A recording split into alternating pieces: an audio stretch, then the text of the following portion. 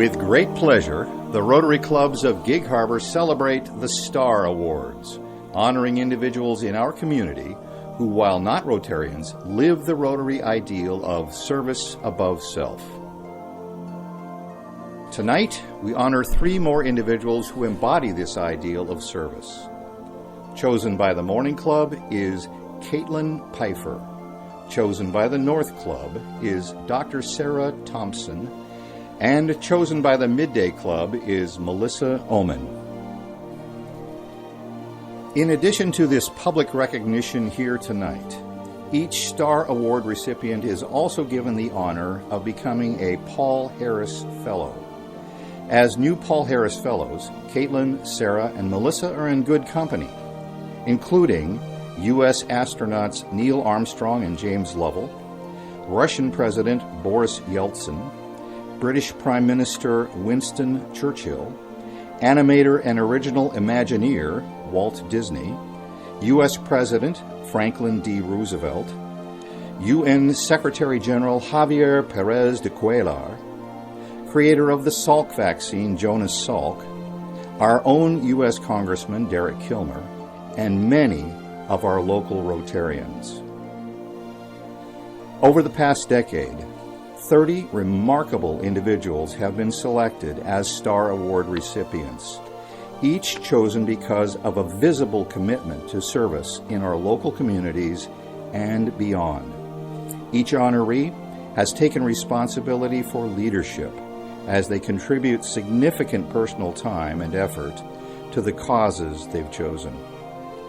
Clearly not motivated by the desire for recognition, each Star Award recipient has chosen to serve simply because he or she saw a need and chose to respond by getting personally involved. Each has demonstrated enthusiasm, dedication, and a willingness to serve in a way that has changed lives and has inspired us.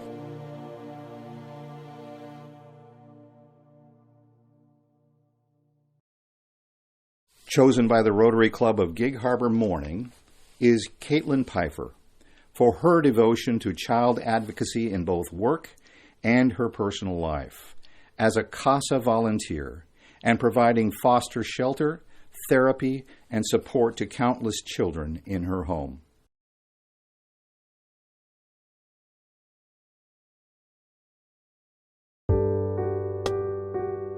So a pretty regular day for me. I go to work in a therapeutic school setting, and I'll get calls from social workers throughout the day. Hey, we have Billy that needs a home. Hey, Johnny's getting released from detention. Hey, this child isn't welcome in their home anymore. Their parents aren't able to care for them. They're pretty hurt. There's been some severe abuse going on. I'll get phone calls like that throughout the day. And then come about 4 or 5 o'clock, I'll get another phone call. Hey, Kaitlin, we weren't able to place this kid anywhere. Can they come over?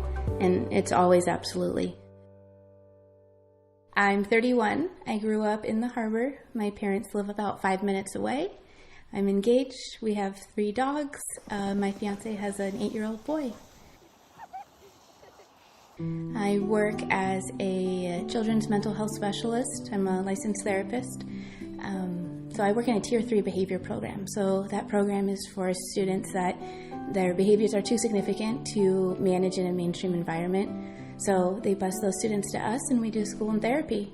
I also work as a designated crisis responder, so I do involuntary mental health and substance use detentions. Children are my passion. Children at need, children at risk, children that need an advocate, somebody to stand up for themselves. When I was trying to figure out my career, I was looking at pediatric physical therapy, trying to figure out how to help kids that way. Realized I was more interested in the actual child than the bones and ligaments of their body. So I started volunteering at Mary Bridge and Seattle Children's, which led to CASA, which is absolutely amazing. So CASA, you advocate for children in foster care. So you're kind of like their voice. You go to court, you tell them what you think is best, what they need. If any big concerns come up along the way, talk to the social workers, the attorneys. On one occasion, there was one of my little girls called me, and her foster mom attempted suicide. She called me. I had her call 911, went and picked her up, and she ended up going to a friend's house. So just being that support and that person those kids can call I had another sibling set of 5 who disrupted from their placement, so that means the foster parents could no longer take care of them. So they were at the office waiting for placement, and that's when I realized that we need foster homes. So I was sitting at the DCYF office with these 5 kids waiting to get placed and playing board games, and then dropping one off at a group home, one off in an emergency placement. So that just really showed that we need homes. So I called my mom and I was like, hey, you think I could do this? I was 25 at the time. And my mom was like, I don't see anybody more qualified. I'm like, Mom, I'm only 25. Like, most of these people are parents and grandparents. She's like, why don't you give it a shot? So I did. So the kids start coming in anywhere between 1 and 4 kids a night that need a bed, that need love, that need somebody that understands mental health, extreme behaviors, medical issues. So every night a handful of kids would come. Sometimes they'll stay for a night, sometimes they'll stay for over a year. It just really depends on what that need is. Sometimes the paramedics have to come, sometimes the police have to come. We've had overdoses, extreme behaviors, a lot of aggression, but those behaviors are just meeting that need, and that need could be anything. A lot of times it's just love. So it's really important that I can combine those therapy skills that I got taught in school while I'm able to love the kid and get a combination that really works. So I'm licensed for 0 to extended foster care. So right now I have an 18-year-old boy. I've had this 18-year-old boy off and on since he was 15 when he came into care after some pretty significant assaults. A lot of times I get 8, 9, 10-year-old boys, and then a lot of times I'll get teenage girls, a lot of sadness, a lot of self-harm, a lot of suicidal ideations, things that can be really, really scary. And I just let them come in and it's like, okay, this is where you're at, and that's okay. And we'll watch movies. We've had very, very long nights, stay up late. We'll maybe make cookies at midnight if that's what's in their best interest.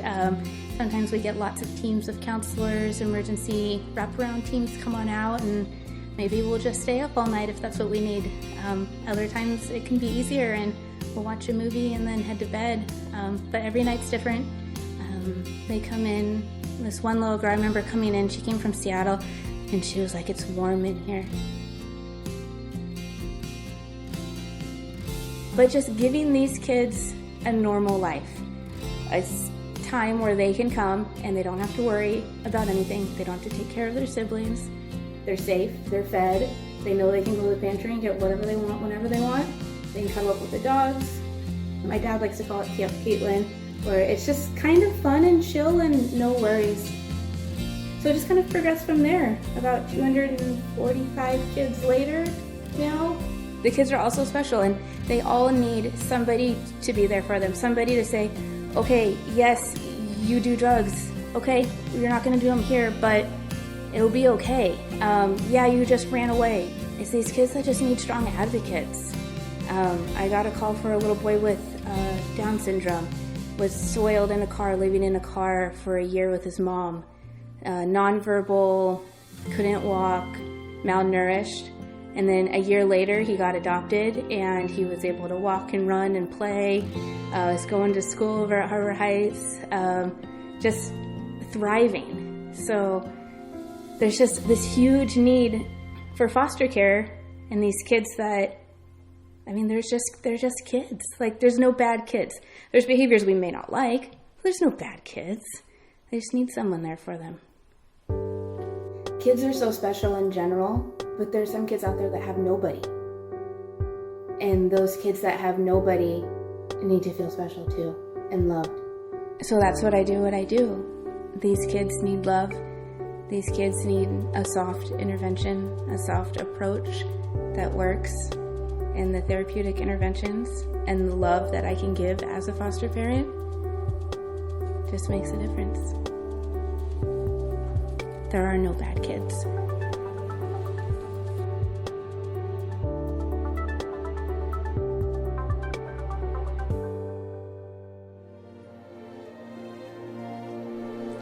Whether we are promoting peace, fighting disease, providing clean water, helping mothers and children survive and thrive, supporting education, or engaging in projects to support the local economy.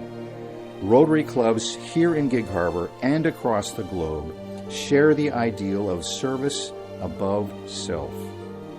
We are honored and proud that tonight, through the Star Awards, we have once again had the opportunity to recognize members of our community like Kaitlin, Sarah, and Melissa, who share our commitment to service.